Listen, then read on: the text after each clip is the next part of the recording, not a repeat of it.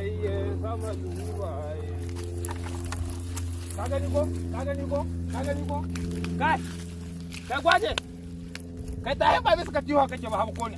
La ilaha illallah. Ka gani ko? Allah ya baka tunani da basira amma ka taho ka nakasa abinka ka taho kana shan madara su kudai.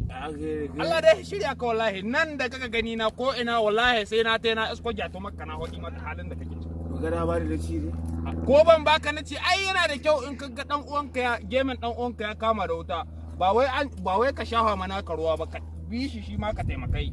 Okay. To duk ka taimako kai to kana nan kana ta nakasa rayuwar ka ban taimakon ka.